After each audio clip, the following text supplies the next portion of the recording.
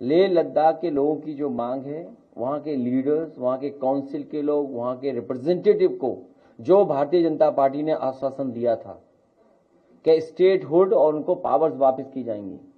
याद रखिए, मुनाफा कमाना ही भ्रष्टाचार नहीं है। नेताजी और समाजवादी लोग कहते थे वादा खिलाफी भी भ्रष्टाचार है। ये जो वादा खिलाफी भारतीय जनता पार्टी ने किया, उसी का परिणाम है कि उन्हीं का कार्यालय जला दिया गया।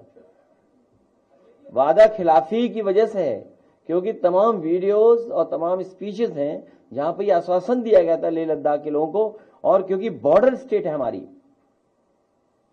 बॉर्डर स्टेट है, सेंसिटिव स्टेट है, बॉर्डर स्टेट की जो भी मांगे हैं वो सरकार को माननी चाहिए। ये वही स्टेट है जहां पर अभी कुछ दिन पहले चीन के लोग घुस गए थे।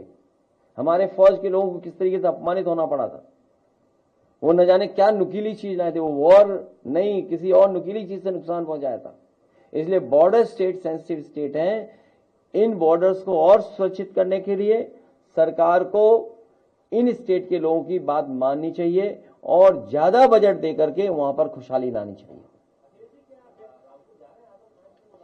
तुम पढ़े लिखे नहीं हो क्या?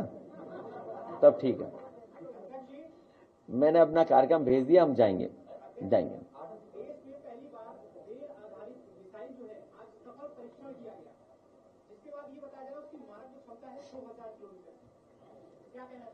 मैं खुद मिलिट्री स्कूल से पढ़ा हूं और मेरे साथ के पढ़े हुए फौज के बहुत अच्छे स्थान पर हैं।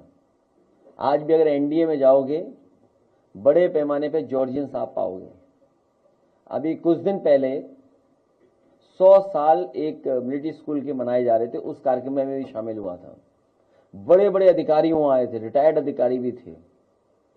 फौज को और मजबूत बनाने के लिए टेक्नोलॉजी को जिस तरीके से वॉर में इस्तेमाल किया जा रहा है, तो हमारे जितने भी मिलिट्री स्कूल्स हैं या जहां पर बड़े पैमाने पर ऑफिसर्स बनाए जा सकते हैं, क्योंकि जो टेक्नोलॉजी वॉरफेयर है उसमें भी हम लोग मजबूत दिखाई दें, इसलिए ऑफिसर्स भी अच्छे हों और अग्निवीर व्यवस्था हमेशा के लिए खत्म हो जाए, तभी हमारी फौज मजबूत दिखाई देगी।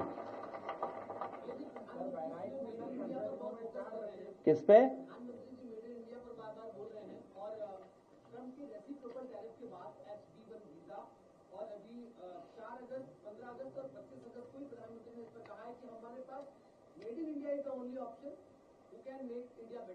और उसके बाद अभी जो ट्रेड है 2014-15 में वो 60.1% था। 23-24 का जो ट्रेड है वो 101.75 अरब डॉलर लगभग चाइना के साथ बढ़ा है। क्या कहेंगे as the third largest party of this country आपका क्या? बहुत दिनों बाद ही आए हैं पत्रकार हमारे, चीन के खिलाफ हम लोग हैं। प्रधानमंत्री जो मेड इन इंडिया पर बहुत फोकस कर रहे हैं। अरे तुम्हें बोल तो दिया, क्या समझ में नहीं आता तुम्हें? भाई ऐसे ये पत्रकार साथी बहुत जागरूक है और बहुत महत्वपूर्ण सवाल इसने पूछ लिया, लेकिन ये प्रेस में आता नहीं है, कभी कभी आता है। कई मौकों पर समाजवादी पार्टी ने कहा कि चीन हमारी जमीन को भी कब्जा कर रहा है, हमारे बाजार को भी कब्जा कर रहा है। और आज जिस ट्रेड की आप बात कर रहे हैं, हमारा पूरा बाजार भरा पड़ा है चीन के सामान से। तो एक तरफ जहां आप स्वदेशी की बात कर रहे हैं, मेक इन इंडिया की बात कर रहे हैं, या उनकी जो स्कीम और थी मेक इन इंडिया को और सपोर्ट करने के लिए, वो सब स्कीम्स फेलियर रही हैं। आपकी स्कीम्स जमीन पर नहीं पहुंची। भाजपाइयों के लिए इतना ही है कि ये लोग मुंह से स्वदेशी और मन से विदेशी हैं।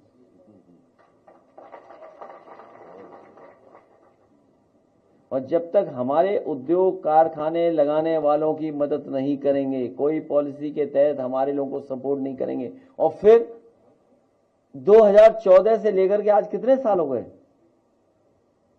11 साल हो गए। सोचिए 11 साल में आपको रिजल्ट नहीं दे पाए, और हमारे जितने भी पड़ोसी देश हैं सब हमसे खिलाफ हो गए। जब हम लोग स्पीचेस सुनते हैं और देश के लोगों की, आप सोचिए किस लेवल पे वो बात कर रहे हैं, किस लेवल पे काम कर रहे हैं। लेकिन हमारे मुख्यमंत्री को तो विदेश पसंद ही नहीं है।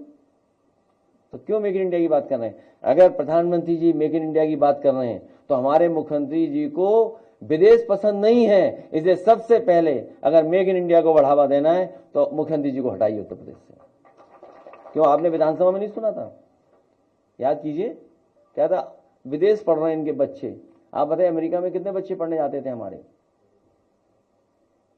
लगभग 8 लाख से ज्यादा बच्चे विदेश पढ़ते हैं हमारे, जिसमें सबसे ज्यादा अमेरिका में पढ़ने जाते थे।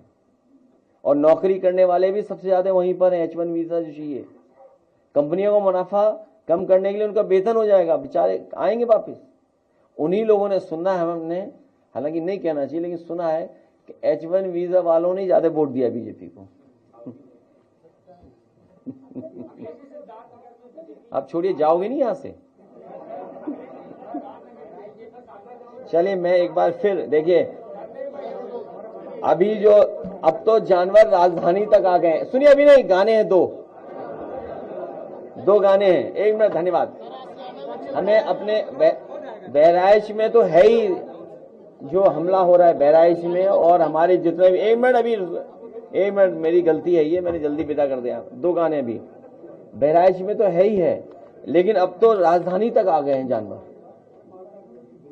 राजधानी में सीतापुर, लखीमपुर, सब जगह जानवर हैं। तो बताओ, राजधानी में आ गया, सरकार को पता है कि नहीं पता है? तो AI जनरेटेड है, उस पर FIR करिए, जिसने भी जनरेट की है। तो तुम्हारी AI फेल है। तुम्हारी AI क्या कर रही है? अगर AI किसी ने जनरेट कर दी इमेज, तो तुम्हारी आर्टिफिशियल इंटेलिजेंस क्या काम कर रही है बताइए आप? सरकार की AI कहां है? तो सरकार पीछे है और लोग आगे हैं। इसलिए मैं पार्टी के हमारे प्रवक्ता और बहुत बड़े कवि अशोक यादव जी, इनका गाना पहले चलाया जाए, उसके बाद कन्नौज के एक हमारे मतीन हैं, उनका भी गाना इसके बाद प्ले हो। बहुत बहुत धन्यवाद आपका। माननीय राष्ट्रीय अध्यक्ष महोदय, आप लोग शांति का सहयोग दीजिए। कविता बड़े दिल से लिखी जाती है और मुझे उम्मीद आप जब सुनेंगे तो बिना ताली बजाए नहीं है।